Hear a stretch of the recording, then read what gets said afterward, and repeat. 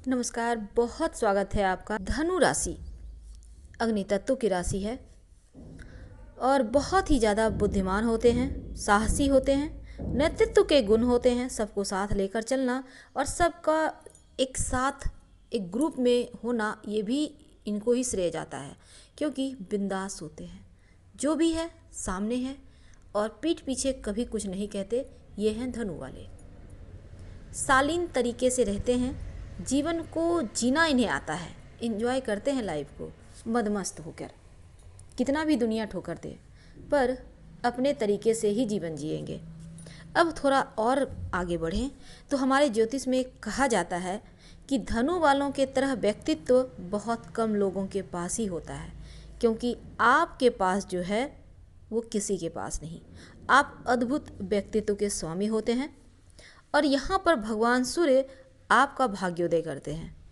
तो ऐसे में धनु वालों को सूर्यदेव, भले ही आपके राशि के स्वामी देवगुरु बृहस्पति हैं, लेकिन सूर्यदेव का अच्छी स्थिति में होना, सूर्यदेव की कृपा आप पर होना बहुत मायने रखता है। हम उसके बारे में भी बताएंगे, लेकिन अब हम बात करते हैं, थोड़ा और आगे बढ़ते हैं। हमारा आज का टाइटल है कि धनु वालों, जीवन में अगर आप चाहते हैं सफलता मिले, किस्मत के ताले खुलें, तो क्या करें? तो किस्मत के ताले खोलने के लिए, जीवन को जीने के लिए, सफलता पाने के लिए आप, वैसे तो हम आपको लक्षण के अनुसार ही उपाय बताएंगे, क्योंकि आपके पास हमारी कुंडली है नहीं और हर व्यक्ति का कुंडली अलग होता है, गोचर की दशा अलग होती है। लेकिन आज सिंपल तरीके से हम आपको बताएंगे, लक्षण से आप जानिएगा आपका कौन सा ग्रह कमज़ोर है और वही उपाय कीजिएगा। और ये 100% पूर्णतया ज्योतिष पर आधारित है। अगर धनु वाले हैं आप, आपके जीवन में संघर्ष है, बहुत स्ट्रगल, और स्ट्रगल होता है करियर को लेकर।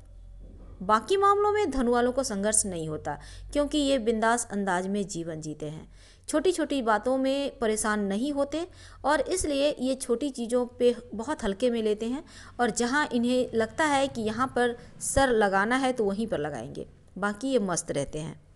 अगर आपको लगता है कि जीवन में संघर्ष है, आपका व्यवसाय, आपका जॉब यानी करियर को लेकर, तब ऐसे में आप हनुमान जी की उपासना करें।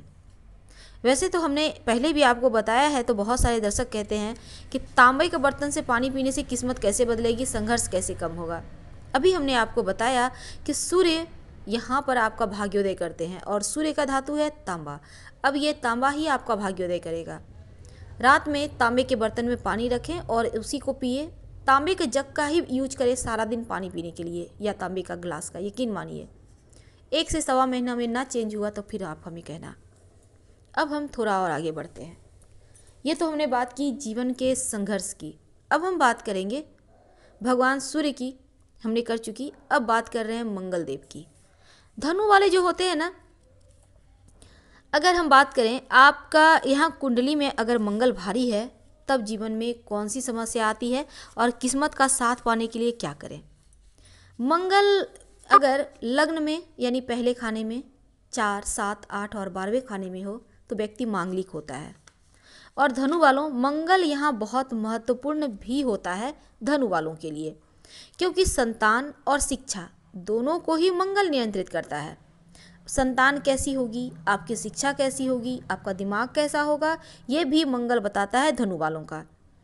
और आप का जो व्यक्तित्व है वो आध्यात्मिक होगा या भौतिक होगा, यानी आप ईश्वर की तरफ ज़्यादा झुक चलने वाले होंगे या फिर आप जीवन को एंजॉय करने वाले होंगे।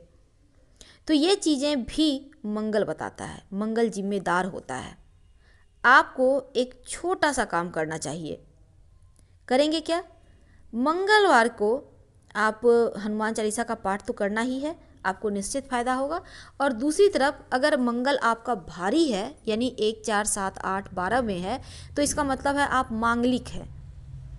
मंगल भारी उसी को कहा जाता है, मांगलिक दोष जिसे कहते हैं ना, व्यक्ति मंगला है, मंगली है, शादी होने में थोड़ी परेशानी आती है, बस वही मंगली की हम बात कर रहे हैं। अगर आप धनु राशि के हैं तो और आप मांगलिक हैं, तो इसका मतलब है आपका संतान पक्ष और सुख, जो दोनों ही मंगल नियंत्रित करता है। अभी अभी हमने आपको बताया। और मंगल अगर भारी हो जाए, गड़बड़ हो जाए, तो संतान सुख में समस्या पैदा करता है। तमाम रिश्तों को दूर कर देता है।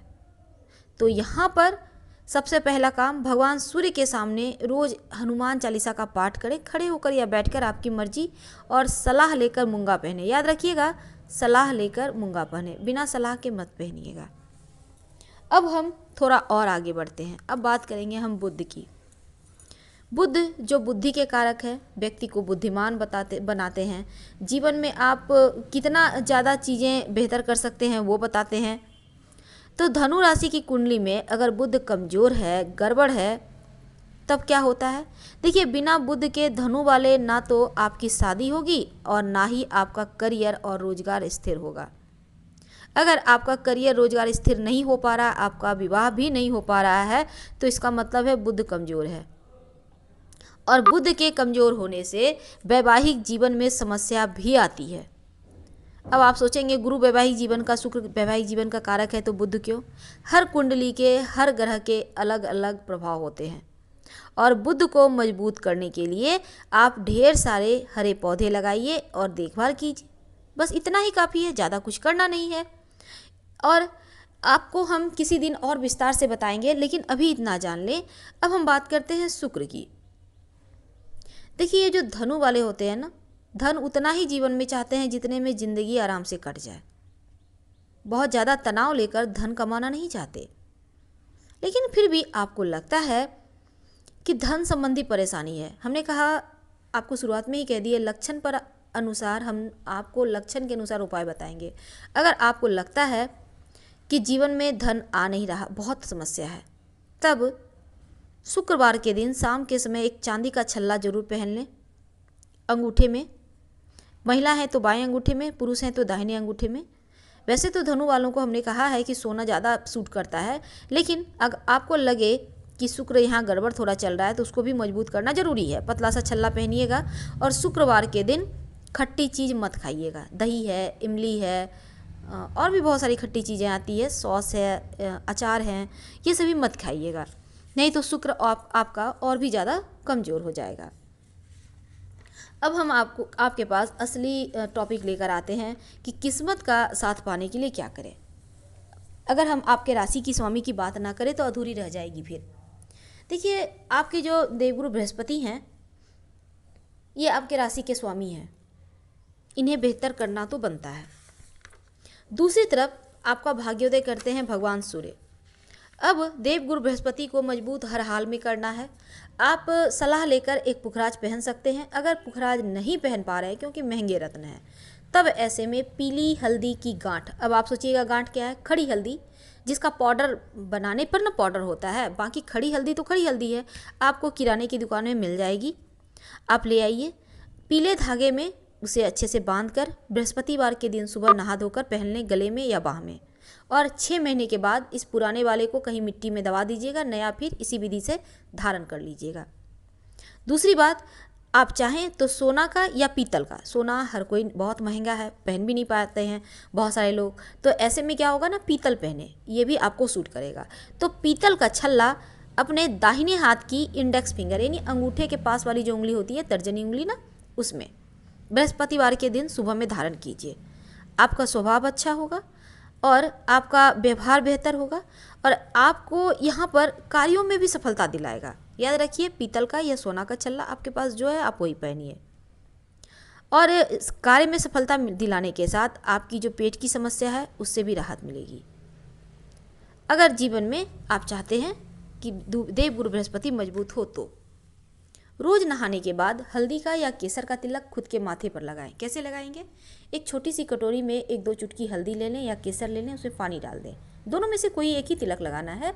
अब इससे अपने माथे पर या कंठ पर तिलक लगाएं और इसे रहने दें, फेंकिएगा मत। दूसरे दिन लगे कि सूख गया है पानी, 2-4 बूंद पानी दे दें, फिर से इससे ही तिलक करें, आपका देवगुरु मजबूत हो जाएगा। अब हम बात करते हैं, आपके भाग्योदय करते हैं सूर्यदेव। अब सूर्यदेव, अगर तमाम उपाय आप नहीं कर पा रहे हैं, तो सिर्फ सूर्यदेव का ये उपाय करने से आपकी कुंडली की किस्मत की जो चाबी है वो आपको मिल जाएगी। करेंगे क्या?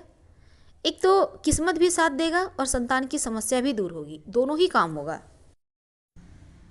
तो सबसे पहली बात, आप चाहते हैं कि आपका किस्मत साथ दे, भाग्योदय हो, संतान की समस्या दूर हो, संतान डेवलप अच्छे से करे, दुनिया में नाम रोशन करे।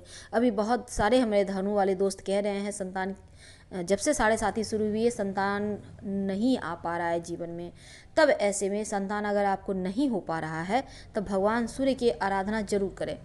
हमने बहुत तरीके के उपाय आपको बताए हैं, लक्षण के अनुसार कीजिए। अब सूर्यदेव की आराधना कैसे करेंगे? सबसे पहली बात तो रोज़ सुबह सोकर उठने के बाद एक बार सूर्यदेव को प्रणाम करें। सुबह या दोपहर में सूर्य के मंत्र जपें, ओम आदित्याय नमः, ओम आदित्याय नमः। अब ये ज़रूरी नहीं है कि आप सूर्यदेव के सामने ही बैठकर जपें। आप कहीं भी, आप ऑफिस में हैं, आप काम करते हैं, आप घर में हैं, आप व्यवसाय स्थल पर हैं, आप काम कर रही हैं, आप महिला हैं, किचन में खाना बना रही, कोई बात नहीं, मंत्र जपिए।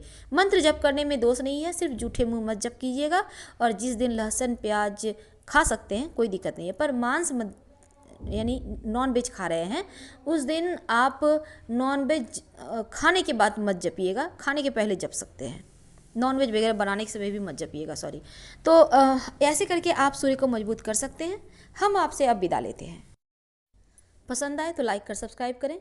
हर हर महादेव। धन्यवाद।